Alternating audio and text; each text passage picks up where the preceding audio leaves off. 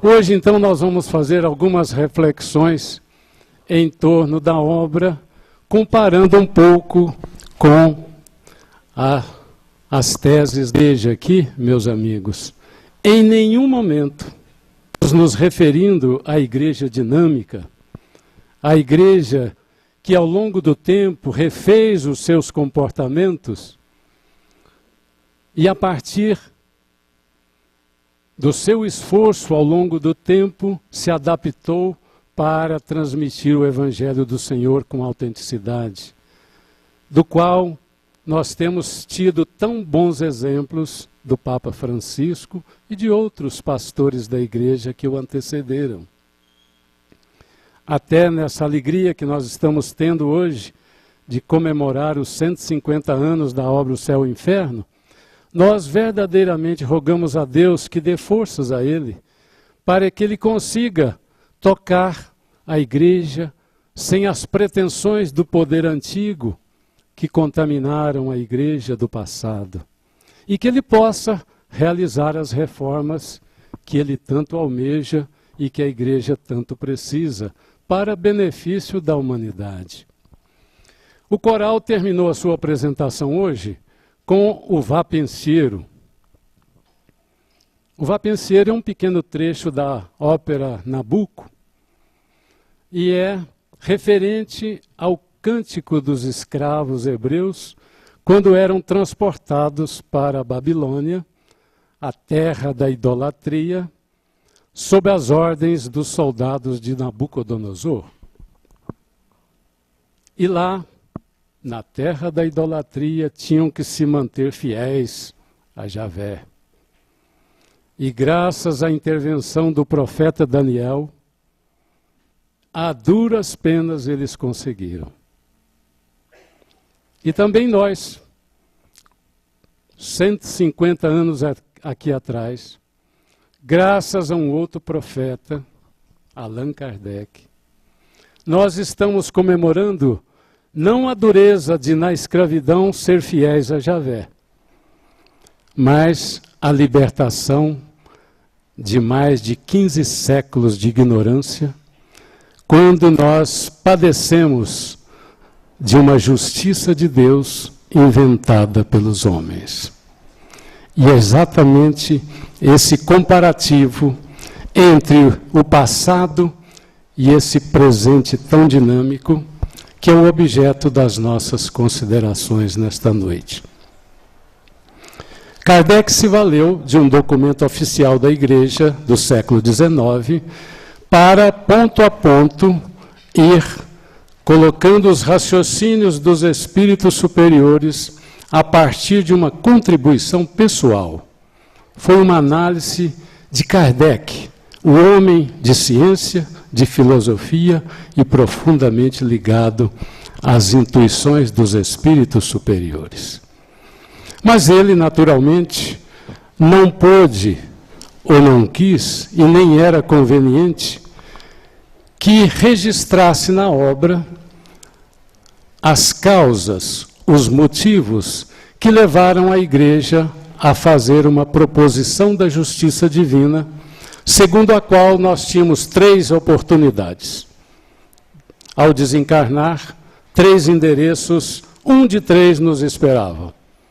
Ou o céu, se você conseguiu chegar ao final da sua vida plenamente puro, sem nenhum pecado. Não desobedeceu nem às leis de Deus, nem às leis da Santa Madre Igreja. Deixa eu pegar um pouquinho d'água, porque minha garganta está ficando seca. Eu não sei se é por causa do nervosismo ou por causa do calor.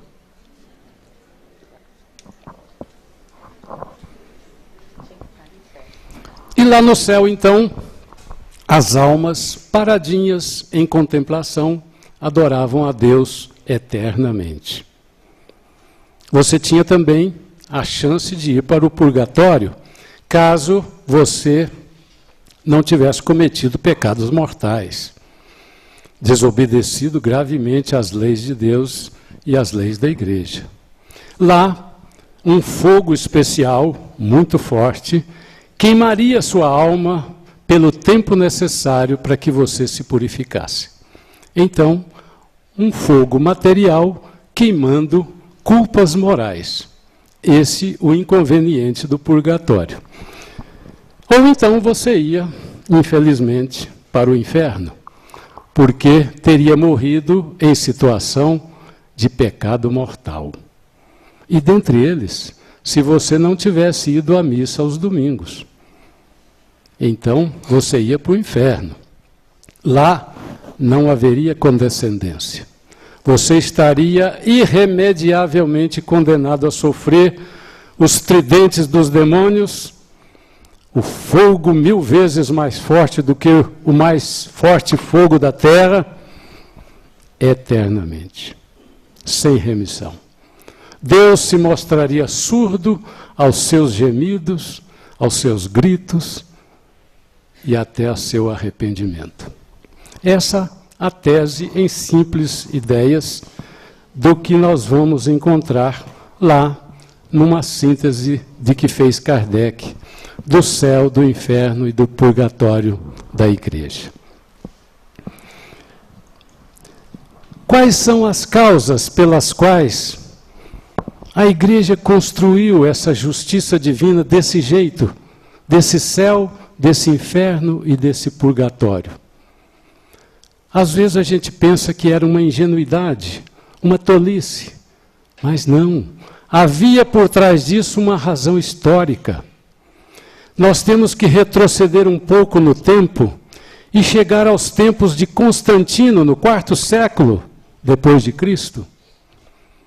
Constantino, poucos dias antes da batalha em que ele conquistou o Império Romano, ele teve um sonho. Apareceu para ele uma cruz com uma inscrição: Inoxinho vintes.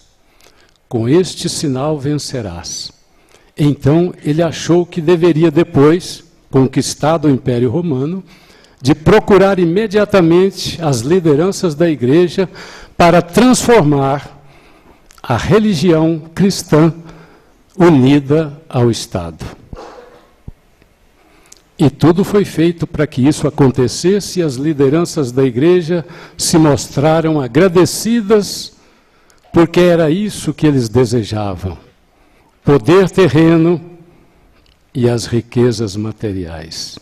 Esse talvez tenha sido um dos erros mais dolorosos da história ocidental, nesse caminho evolutivo que nós devemos ter para Deus. As coisas começaram então a se concretizar, e nos tempos de Teodósio, o imperador romano seguinte, foi realmente sacramentada a união entre o Estado e a religião cristã. E para assegurar o poder da Igreja, apareceram então as teologias e os artigos de fé, de mútuo interesse de todos.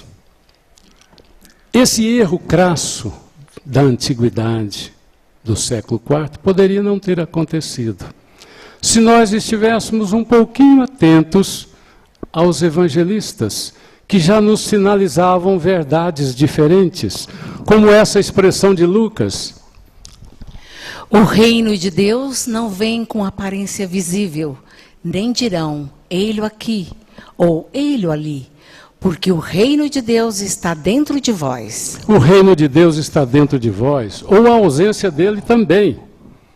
Kardec veio recuperar com o céu e o inferno essa expressão de Lucas. A felicidade pode existir em qualquer parte. Nenhum lugar lhe é circunscrito e assinalado no universo.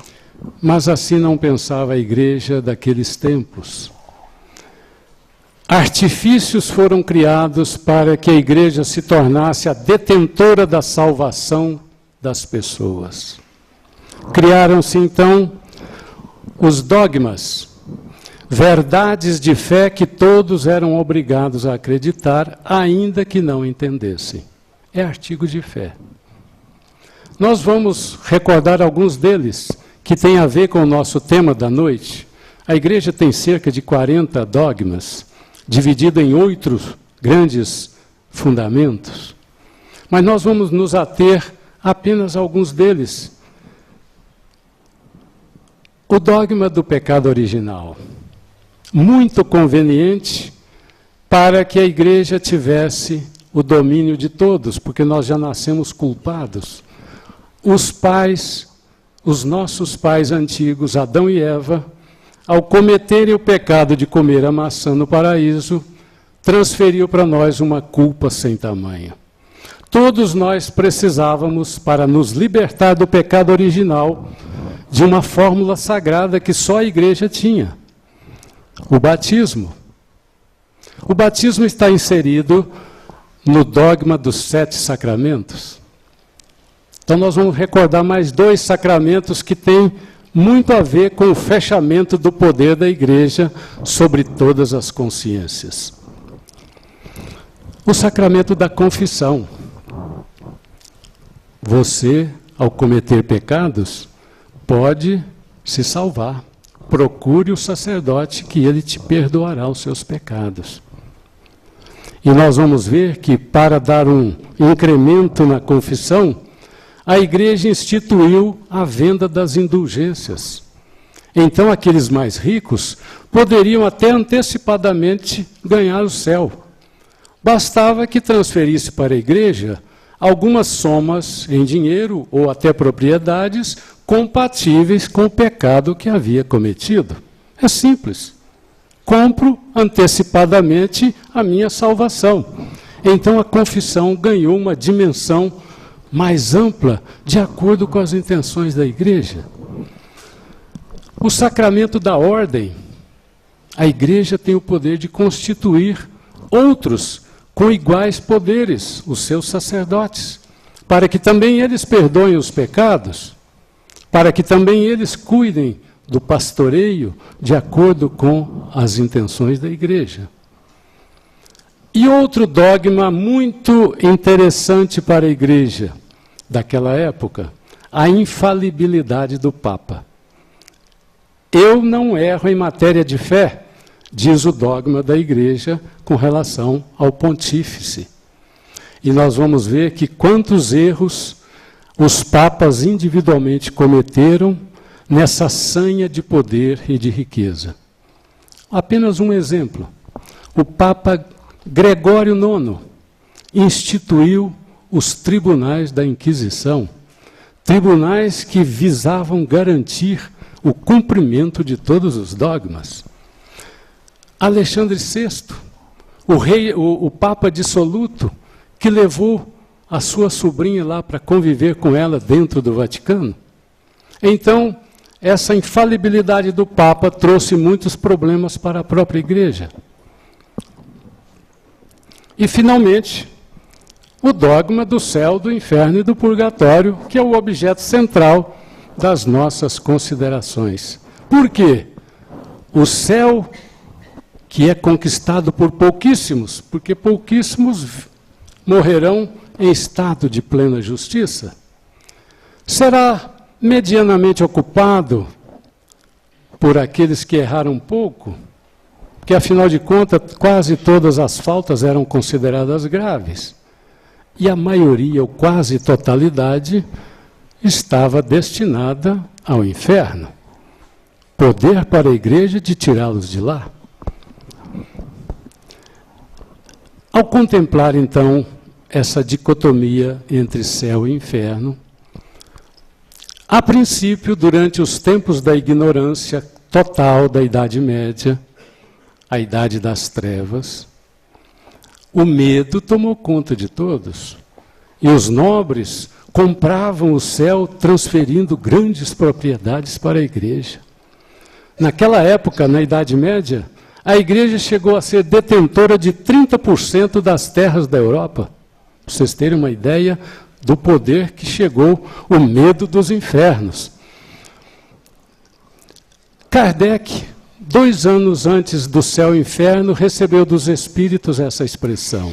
Chegou a hora de a igreja prestar contas do depósito que lhe foi confiado.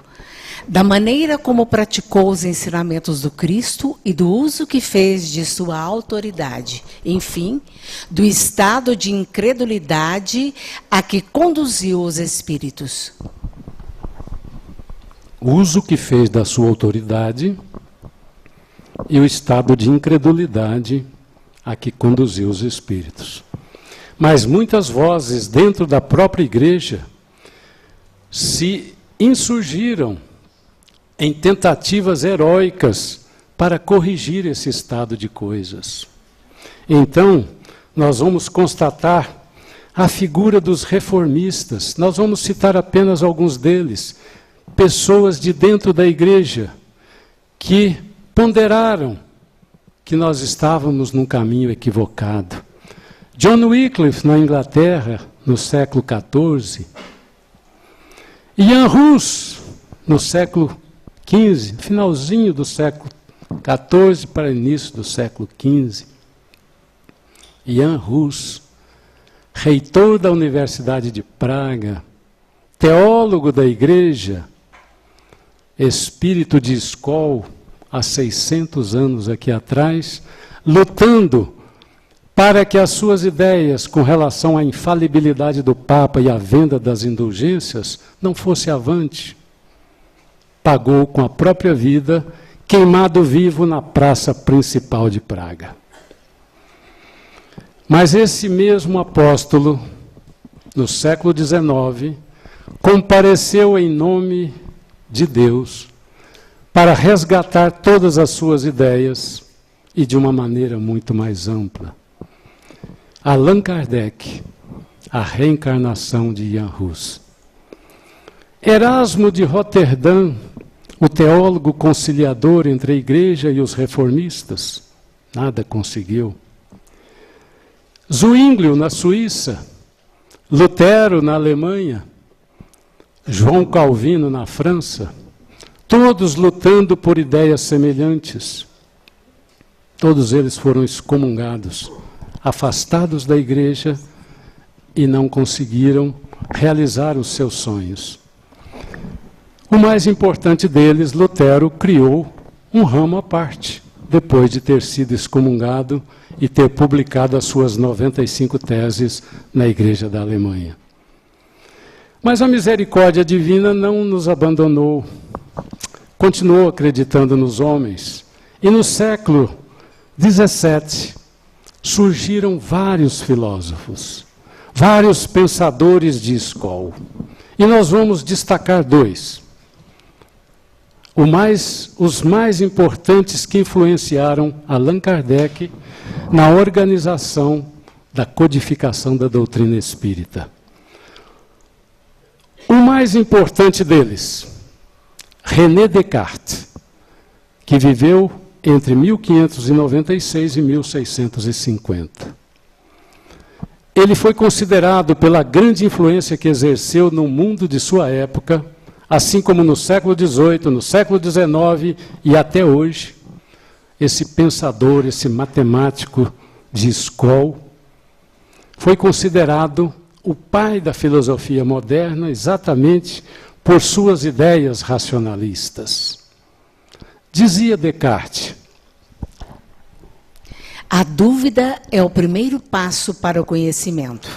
Isso que é hoje uma expressão simples para nós, para os companheiros do século XVII era um achado.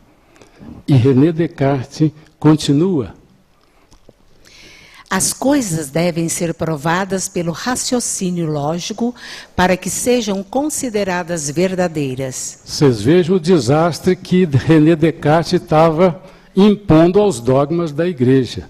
E, de fato, houve um balanço geral e a igreja tratou de acionar os tribunais da Inquisição para afastar os pensamentos de todos os filósofos que estavam contrariando os interesses dela.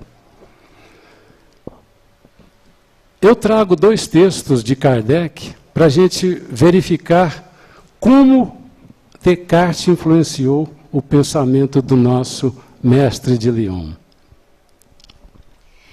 A fé inabalável é somente aquela que pode enfrentar a razão face a face em todas as épocas da humanidade. E mais. O primeiro controle é incontestavelmente o da razão, ao qual é preciso submeter, sem exceção, tudo o que vem dos espíritos. Preciso submeter, sem exceção, tudo que vem dos espíritos e dos homens. Kardec usava a razão em todos os momentos das suas reflexões.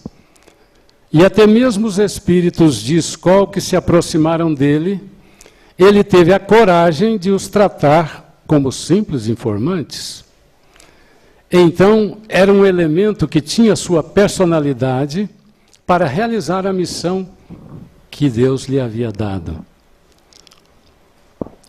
O outro filósofo que eu queria destacar chama-se Auguste Comte. É quase um contemporâneo de Kardec. Viveu no finalzinho da Revolução Francesa, nasceu, aliás, no finalzinho da Revolução Francesa e morreu em 1857, quando Kardec estava no auge do seu trabalho com as mesas girantes, com o magnetismo e com a codificação da doutrina espírita. Auguste Comte influenciou muito Kardec porque ele era positivista. O positivismo de Auguste Comte se assenta em 3 fundamentos. O amor como princípio, a ordem como base, o progresso como fim. Ordem e progresso lembra alguma coisa para vocês? Pois é, a bandeira brasileira tem inspiração positivista em Auguste Comte. Pena que está ainda só na bandeira, né? Precisamos de transformá-la em atitudes práticas na nossa sociedade, principalmente num momento assim, que nós estamos atravessando tantas dificuldades. Ordem e progresso. Mas dizia Auguste Comte, para definir o seu positivismo: o verdadeiro espírito positivo consiste em ver para prever, em estudar o que é para concluir o que poderá ser, segundo o dogma geral da invariabilidade das leis naturais. Esse é dogma, viu? Invariabilidade das leis naturais. A criação divina está regida por leis eternas. Então, o espírito positivo acrescenta ao racionalismo o resultado. Precisamos ver o que é que disso sairá a benefício da humanidade. E Kardec, quando explica o Espiritismo, ele nos traz quase que um retrato do positivismo de Auguste Comte. Como meio de elaboração, o Espiritismo procede exatamente da mesma forma que as ciências positivas, aplicando o método experimental. Fatos novos se apresentam que não podem ser explicados pelas leis conhecidas. Ele os observa, compara, analisa e, remontando dos efeitos às causas, chega à lei que os rege. Depois, deduz-lhes as consequências e busca as aplicações úteis. Deduz-lhes as consequências e busca as aplicações úteis. Aí está o positivismo. Racional e positivista é a forma como Kardec achava que deveria enfrentar o ordenamento da codificação espírita. Mas tem um outro texto, quando ele fala da religião, e ele se refere à religião da igreja, que mostra que a religião se ressentia exatamente da falta de positivismo. O que lhe falta à religião, neste século de positivismo, em que se procura compreender antes de crer, é, sem dúvida, a sanção de suas doutrinas por fatos positivos, assim como a concordância das mesmas com os dados positivos da ciência. Dizendo ela ser branco, o que os fatos dizem ser negro, é preciso optar entre a evidência e a fé cega. É isso aí. A nossa expressão religiosa tem que sair do fundo do nosso entendimento. Se não nos provermos do entendimento, provavelmente nós aceitaremos os dogmas que a Igreja, ao longo dos séculos, quis impor à humanidade. E hoje nós ressaltamos, muitas das teses dogmáticas já foram revistas. Há 3 ou 4 dias aqui atrás, eu li um artigo do Papa Francisco, e ele dizia que o inferno é um estado de espírito. Dentro da mesma ideia de João Paulo II, na sua última encíclica. O inferno é um estado consciencial. Então, nós não sabemos mais como é que a Igreja pensa hoje a respeito da justiça divina, mas nós estamos nos reportando à época de Kardec, mas as coisas evoluem. E nós vamos ver então que essa personalidade chamada Allan Kardec era o elemento adequado para a produção da terceira consolação. Porque Kardec não era nem racionalista, nem positivista, nem pragmático, como Herbert Spencer, mas era tudo isso ao mesmo tempo. Porque para ele valia-se de todas as frentes de informação para dar consistência ao argumento e à conclusão dos fatos. E uma outra característica que a gente não pode esquecer em Kardec é a visão do todo, o universalismo. Junta ciência, filosofia e projeta-se nos efeitos religiosos. Tudo isso ao mesmo tempo. E uma terceira que sacramenta aquela individualidade própria dele, independência pessoal, inclusive dos espíritos, como nós já vimos. E essas 3 características estão muito presentes na obra O Céu e o Inferno, porque a obra O Céu e o Inferno é uma contribuição pessoal de Kardec. Ele está ali todo inteiro na análise de cada fato, na análise de cada argumento. E nós não poderíamos deixar de situar a obra O Céu e o Inferno sem uma referência à Revolução Francesa. No final do século XVIII, como nós sabemos pela história, houve uma grande revolução da burguesia contra os nobres da França. E as ideias que plasmavam naquela época, na Revolução Francesa, eram as ideias de liberdade, igualdade e fraternidade. 3 ideias de inspiração divina. Mas o que menos se viu na Revolução Francesa foi a prática da liberdade, igualdade e fraternidade. O que se viu foram julgamentos sumários, guilhotinas rolando cabeças em toda a França durante 10 anos. 1779 a 1789. Mas a misericórdia de Deus não nos abandonou. É bem verdade que a Revolução acabou depois de 10 anos, mas as ideias ficaram. E mesmo com a falência de Napoleão, que veio logo depois, com a grande missão da pacificação da França e da Europa, preparando os cenários da igualdade, liberdade e fraternidade, ainda assim, a misericórdia do Pai se fez presente na segunda metade do século XIX. Então nós vamos ver que houve, nessa época, graças a um pequeno grupo lá na Sociedade Espírita de Paris, conduzidas por esse homem de escola, preparadíssimo, a verdadeira Revolução Francesa para a humanidade. A codificação da doutrina espírita pode ser considerada a verdadeira revolução da igualdade, da fraternidade, da liberdade. O que é o significado de O Livro dos Espíritos?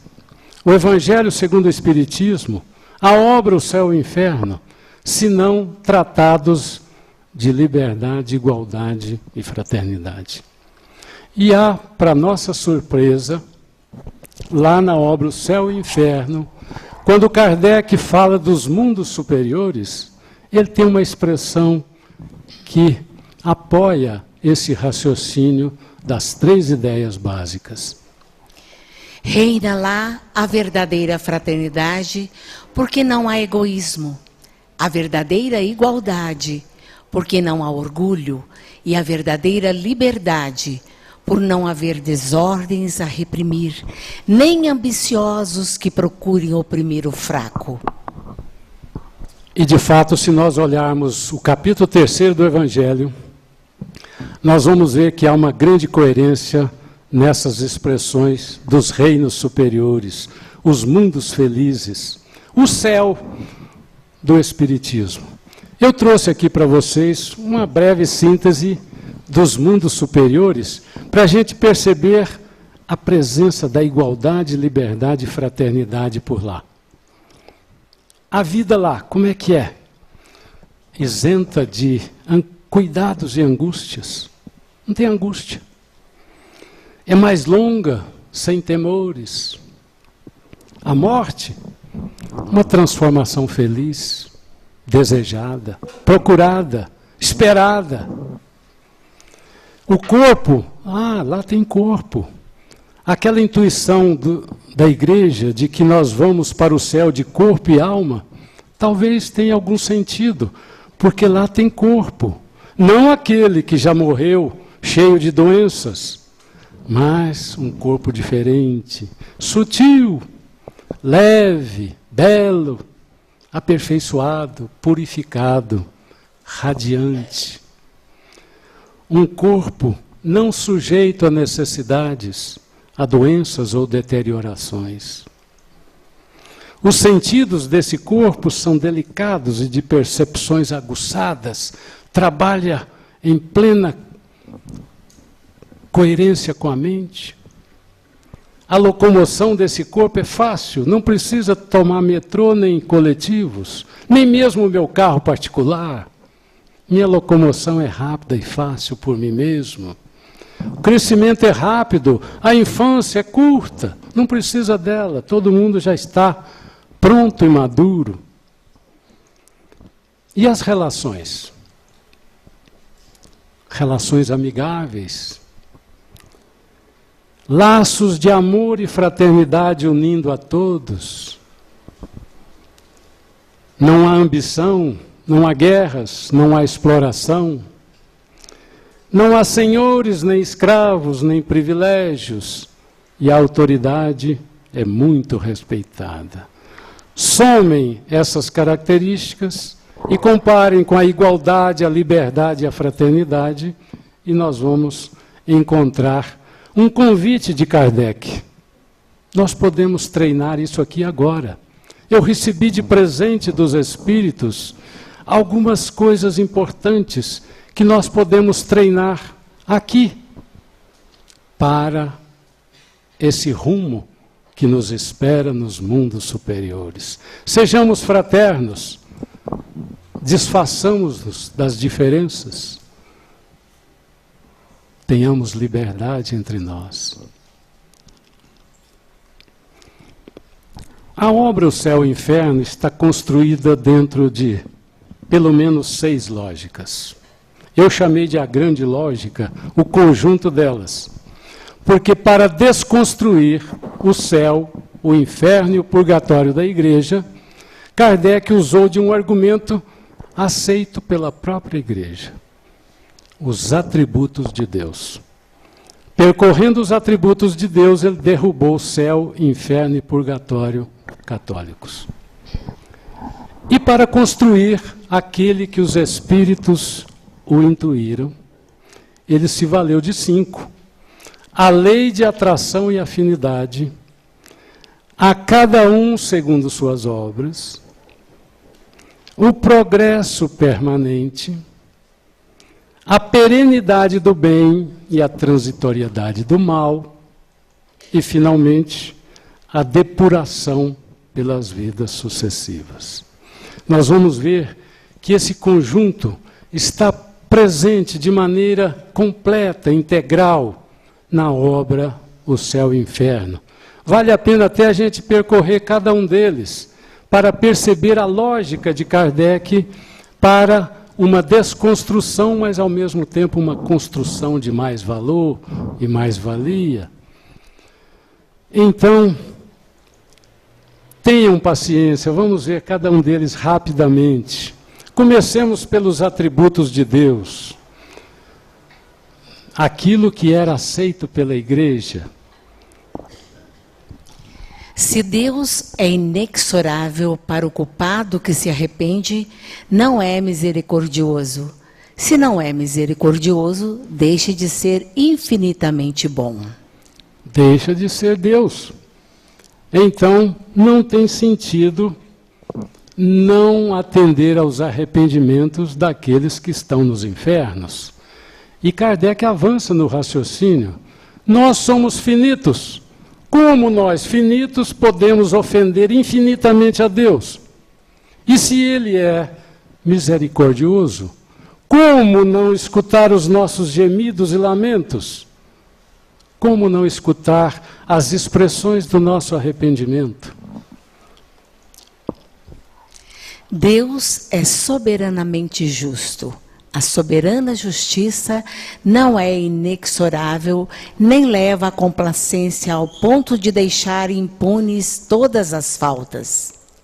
E para encerrar esse argumento dos atributos de Deus, porque nós não vamos aqui levantar todas as expressões de Kardec que estão lá em Céu e Inferno, mas nós vamos encerrar com uma chave que Kardec se valeu a partir da prece do Pai Nosso, tão acalentada pela própria Igreja e pelo Espiritismo.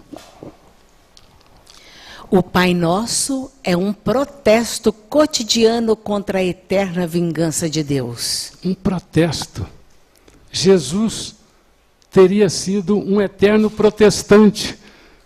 Eu acho que Lutero poderia chamá-lo lá para as hostes do protestantismo, ao nos ensinar a rezar o Pai Nosso.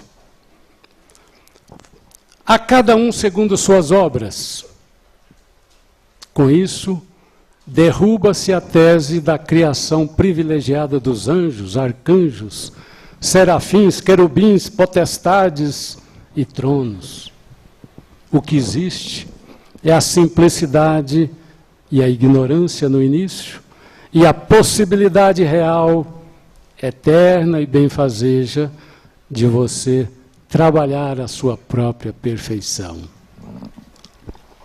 Sendo infinita a justiça de Deus, o bem e o mal são rigorosamente considerados, não havendo uma só ação, um só pensamento mau que não tenha consequências fatais, como não há uma única ação meritória, um só bom movimento da alma que se perca, mesmo para os mais perversos. Por isso que constituem tais ações um começo de progresso. A cada um segundo o que faz. Vamos à frente. Vamos para a lei de atração e afinidade, e com isso Kardec define quem mora no céu, quem mora no inferno e quem mora no purgatório. Além das suas culpas, você emite uma atração para o seu semelhante. E é essa atração que formam os cidadãos dos infernos, dos céus e do purgatório. Os espíritos de uma mesma ordem se reúnem por simpatia. Aí está lá no Livro dos Espíritos. Os bons espíritos se aproximam pela similaridade de seus prazeres, pelos pensamentos e sentimentos comuns e pelo desejo de praticar o bem. Os inferiores se atraem pela similaridade das más tendências e pelo desejo de fazer o mal. Lei de atração e afinidade. uma lei que rege a vida e nós a percebemos a todo instante nas nossas relações do dia e nas relações dos mundos superiores. A lei de afinidade e atração é muito bem descrita, é desenvolvida por Kardec em toda a obra da codificação. O progresso permanente. Nascer, morrer, renascer, progredir sempre. Tal é a lei. Esses dois princípios, eternidade das penas e o progresso da alma, destroem-se. A condição de um é o aniquilamento do outro. A lei do progresso é evidente, não é teoria, é fato corroborado pela experiência. Aí está a influência positivista. Progresso permanente. O resultado daquilo que fazemos. A obra de Deus é dinâmica. Nós estamos em permanente estado de vir a ser. Sede perfeitos como o Pai é perfeito. É bem verdade que essa é uma tese de nos chamar eternamente para o progresso, embora nós nunca chegaremos a esse ideal. Mas é como se Jesus nos dissesse: estejam se esforçando todos os dias, que vocês chegarão à condição de espíritos sábios, de espíritos amorosos. Esse é o nosso ideal. Mas tem mais. Kardec também viaja pela perenidade do bem e transitoriedade do mal. O bem é seu. Se você o praticou, o ladrão não rouba nem a traça corrói. É seu. É misericórdia do Pai, nos permitindo que o bem é mais forte do que o mal, porque eu não sou dono do mal. Eu posso me livrar dele no momento em que eu quiser, verdadeiramente quiser. Os espíritos que atingiram um grau superior não podem degenerar nem falhar de novo. A experiência adquirida os impede de regredir. Nós não voltamos para trás. A doutrina espírita sempre abre o futuro, nunca o passado. Nós não somos reféns do passado. Nós temos que ressarci-lo. Mas o presente é a nossa grande experiência e possibilidade. Então, o mal é transitório e o bem é eterno.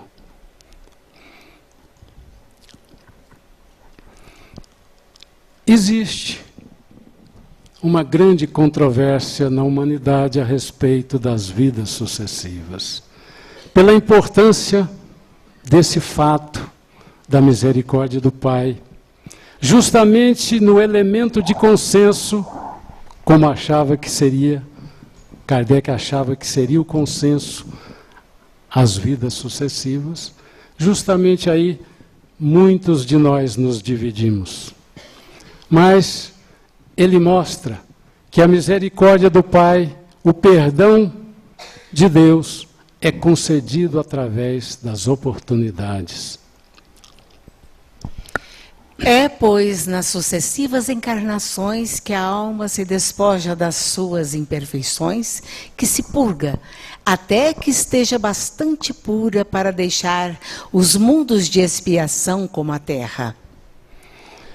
Nós falamos de céu ali atrás, quando mostramos as características dos mundos felizes.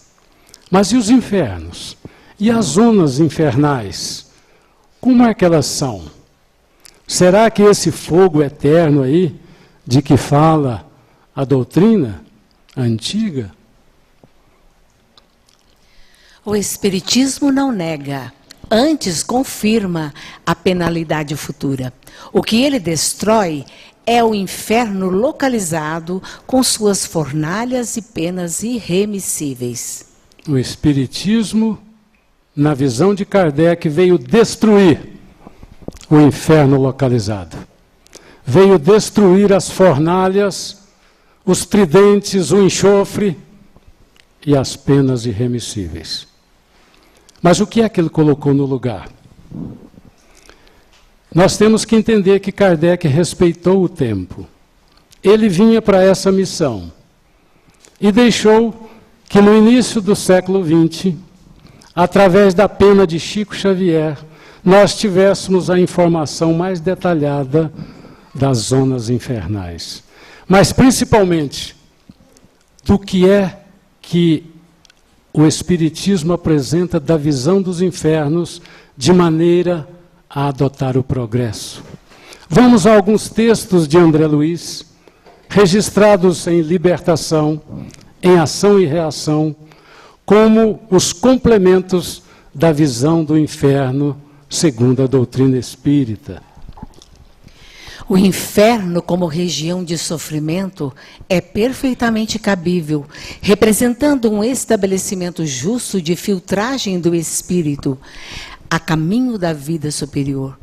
Todos os lugares infernais surgem, vivem e desaparecem com a aprovação do Senhor. Eu queria chamar a atenção de vocês para essa expressão em Ação e Reação, de um estabelecimento justo de filtragem do espírito a caminho da vida superior. Então os infernos não são castigos de Deus, como queria a teoria antiga.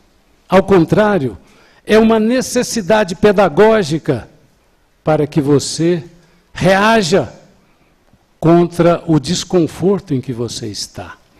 A caminho da vida superior. É para lá que os infernos também têm que se dirigir. Todos eles surgem, vivem e desaparecem com a aprovação do Senhor, porque eles são necessários. O inferno pode ser definido como vasto campo de desequilíbrio, estabelecido pela maldade calculada, nascido da cegueira voluntária e da perversidade completa. Aí vivem domiciliados, às vezes por séculos, espíritos que se bestializaram, fixos, que se acham na crueldade e no egocentrismo. Cegueira voluntária, então ele é cego porque quer, e da perversidade completa. A soma dessas afinidades gera um lugar infernal sem precedentes. E às vezes duram por séculos, de acordo com a vontade de cada um.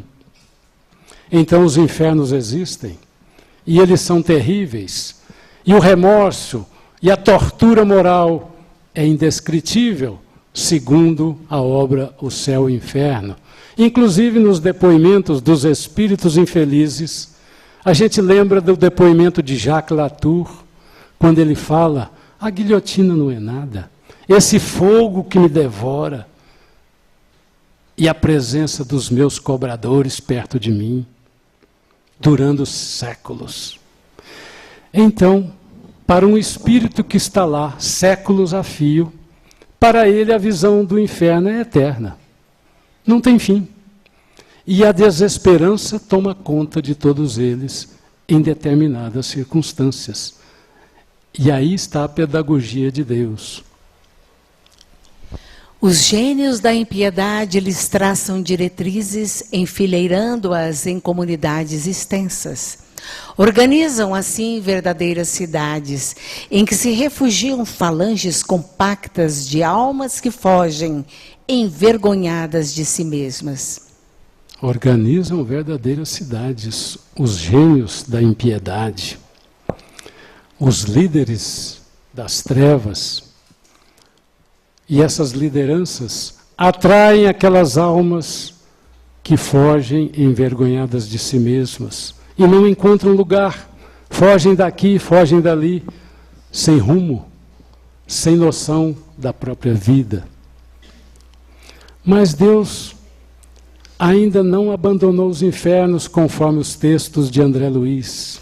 Nas zonas infernais apenas residem as mentes que, conhecendo as responsabilidades morais que lhes competiam, delas se ausentaram deliberadamente, com o louco propósito de ludibriarem o próprio Deus. Aí estão os demônios, querendo ludibriar o próprio Deus, se achando deuses. A intuição da igreja aí presente, claro que de uma forma completamente diferente. Os demônios na igreja são verdadeiros deuses, ao contrário, poderosíssimos tanto quanto ele.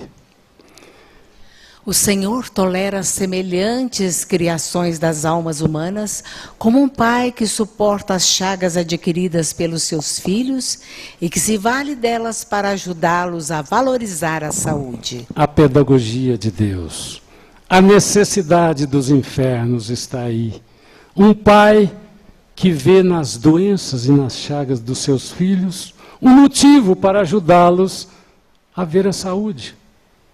Então, as torturas e os sofrimentos infernais são pedagogias de Deus para que ele veja a própria doença tomar conta de si mesmo.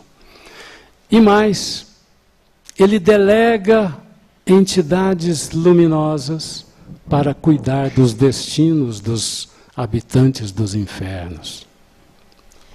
Prepostos das inteligências angélicas não perdem de vista as pragas infernais, porque, ainda que os gênios da sombra não admitam, as forças do céu velam pelo inferno que, a rigor, existe para controlar o trabalho regenerativo na terra. O inferno existe para controlar o trabalho regenerativo. Precisamos levar isso em consideração quando estivermos indo para os infernos, Gilson. Todos nós precisamos ir para lá. Esse é o texto que nos convida a ir para o inferno.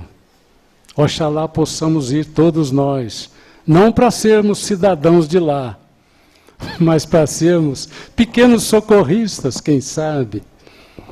Os infernos não estão abandonados. E o purgatório? Segundo a igreja, o purgatório é esse lugarzinho aí, cheio de almas que estão queimando para purificar dos seus pecados mais leves. E quando está todo limpo, vem um anjo de Deus, está vendo aí o anjinho aí, socorrendo, levando para o céu aquele que está purificado. Mas e o Espiritismo? Como é que ele vê o purgatório? Olhando a obra O Céu e o Inferno, a gente percebe que Kardec tinha uma grande simpatia pelo purgatório. Ele tem expressões que nos convidam a meditar bastante numa certa bonomia com a teoria da igreja. O Espiritismo não nega, outro sim, o purgatório, pois prova que nele nos achamos. O purgatório, sim, é a realidade. Chegou a nossa vez. Nós também temos lugar no reino de Deus. E olha, eu não vou falar do purgatório difícil, daquele que exige uma reforma íntima dolorosa e me dá tanta dor de cabeça. Não vou falar desse purgatório, porque ele também existe. Mas eu escolhi duas expressões que está lá no céu, na obra O Céu e o Inferno. Kardec coloca dois textos lá no céu e que se aplicam perfeitamente. E eu acho até que ele queria dizer que ele se referia ao purgatório. A felicidade também existe nas tarefas cujo encargo nos faz felizes. Há missões de importância relativa em todos os graus, concedidas a espíritos de todas as categorias, podendo afirmar-se que cada encarnado tem a sua, a bem dos seus semelhantes. Aí está a diferença. Todos nós temos possibilidade de ser relativamente felizes por aqui, desde que tenhamos os nossos deveres a bem do semelhante. Precisamos lembrar, então, do amar uns aos outros, a bem do seu semelhante. E tem outro texto que eu tirei lá do céu e que eu aplico aqui no purgatório. Por toda parte há uma felicidade relativa a todos os progressos, a todos os deveres cumpridos, trazendo cada um consigo os elementos de sua felicidade, decorrente da categoria em que se coloca pelo seu adiantamento. Cada um traz consigo os elementos de sua felicidade, ou da sua infelicidade. Todos nós estamos no céu que merecemos. Até mesmo aqueles que estão nas profundezas das zonas infernais. Aquele lá é o céu que ele merece. Ele está no céu. Assim como nós estamos no céu aqui. Precisamos agradecer a Deus as oportunidades que nós temos de ser relativamente felizes, de acordo com a categoria de adiantamento que já atingimos. Então Kardec, quando focaliza o purgatório, ele nos convida a estar no céu. E eu queria encerrar essas considerações desse comparativo entre o trabalho de Kardec, influenciado pelos espíritos superiores, trazendo-nos a justiça de Deus sob um olhar completamente diferente, trazer a visão de futuro que Kardec tinha a propósito dos destinos, da nossa sorte futura. Kardec achava que a visão que nos reserva o futuro seria um passo extraordinário para a tolerância religiosa e, quem sabe mais à frente, num futuro mais distante, a completa fusão.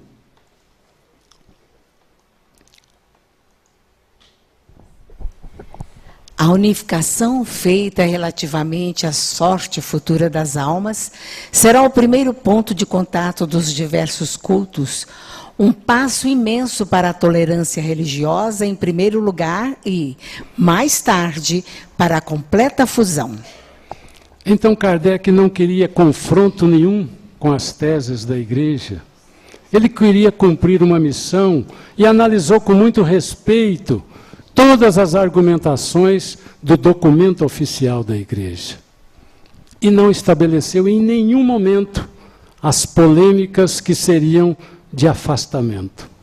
Ao contrário, com a obra O Céu e o Inferno, ele traz uma oferta generosa de consenso, de busca de entendimento, no mínimo de tolerância religiosa, segundo ele, mas mais tarde, nas lides do esforço de todos os cultos, poderia haver, então, a completa fusão, a perda desses territórios inúteis que nos separam uns dos outros. Então, essa é a mensagem final que eu gostaria de deixar aqui, a propósito dessa comemoração dos 150 anos de Céu e Inferno. A tolerância. Ver a felicidade relativa como algo possível para todos, de acordo com o que cada um pensa nas suas verdades religiosas, não importa. Mas se você tiver um consenso sobre o que te espera lá na frente, haverá motivos para nos tornarmos unidos.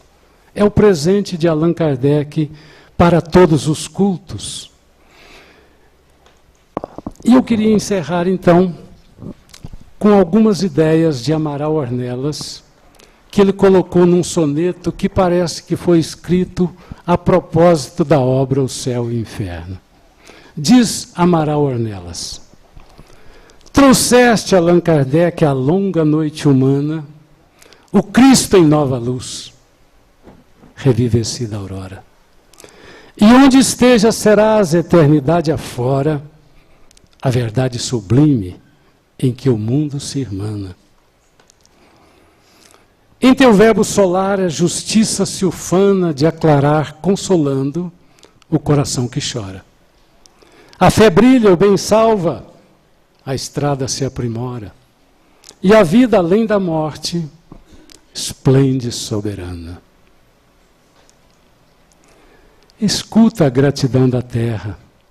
Em toda parte a alma do povo freme e canta, ao relembrar-te a presença estelar e a serena vitória. Gênio, serviste. Herói, exterminaste as trevas. Recebe com Jesus, na glória que te elevas, nosso preito de amor nos tributos da história.